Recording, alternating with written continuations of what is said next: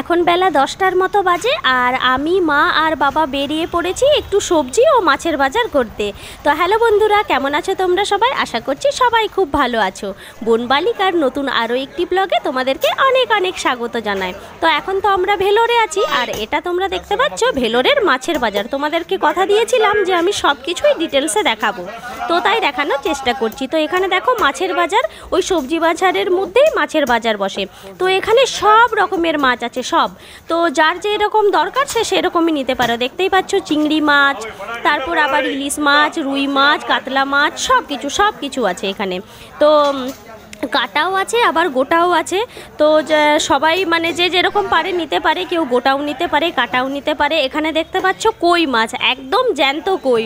তো এগুলো দেখে বেশ ভালো লাগছে। তো কোনো একদিন মাকে বললাম তাহলে কই মাছ নিয়ে যাবে, খাবো।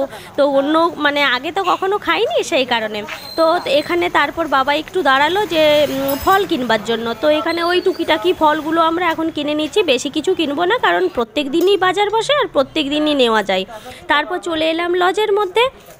তো মা এখানে আমাদের জল খাবারের জোগাড় করছে আর মা বললো তাহলে আজকে মুড়ি খাবি? আমি বললাম হ্যাঁ ঠিক আছে, মুড়ি দাও আজকে। আমি সাধারণত অন্য দিন রুটি খাই, মুড়ি খুব একটা বেশি খাই না, কিন্তু আজকে মা বললো পকোড়ি করে দিচ্ছে তাহলে মুড়ি খা।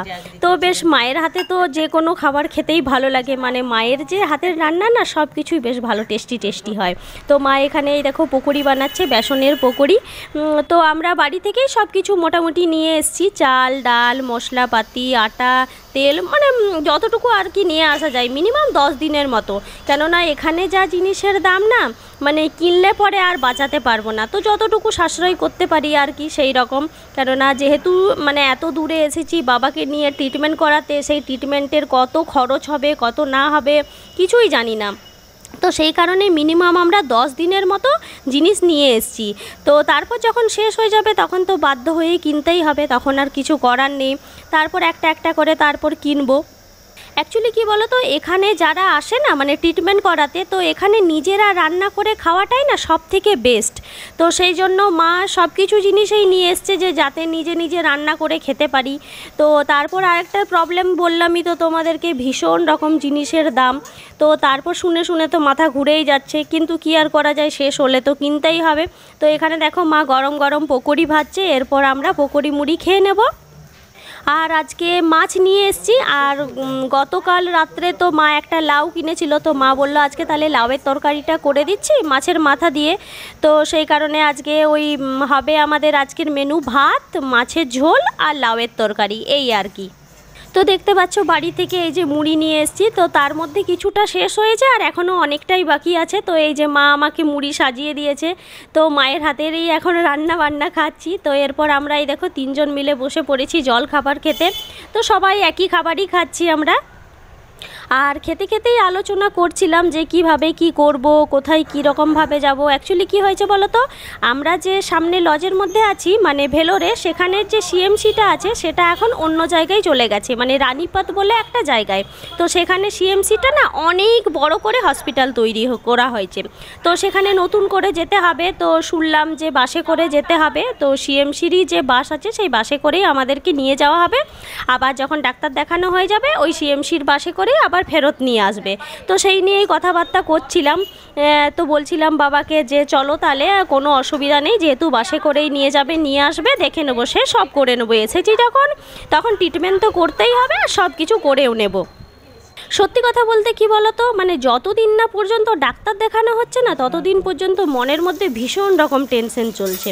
আর এদিকে দেখো মা মাছগুলো ভাজছে, এর মধ্যে আর মা রান্না শুরু করে দিয়েছে। তো যেটা বলছিলাম, তো টেনশনটা না ভীষণ রকম মনের মধ্যে চলছে। কি বলো তো, মানে কিভাবে ট্রিটমেন্ট করাবো, তারপর যতই হোক ট্রিটমেন্ট করাতে কত খরচা হবে, আমরা মানে সেই রকমভাবে পারবো কি না, এই সব মানে মনের মধ্যে ভীষণ রকম চিন্তা হচ্ছে। তো যখনই মানে 2-3 জন মিলে একসাথে বসছি, আলোচনা করছি, তারপরে বাইরে যখন সবার সাথে গল্প করছি শুনছি, মানে সবারই নানান রকমের মানে কি বলবো অসুখ বিসুখ আর কি। সবার ট্রিটমেন্ট সমান না, মানে সবারের খরচাও সমান না, কিন্তু যখন বাইরের লোকের মুখ থেকে শুনছি না তখন টেনশনটা না আরও বেশি বেড়ে যাচ্ছে যে কি হবে, শেষ পর্যন্ত ট্রিটমেন্ট করাতে পারবো কি না।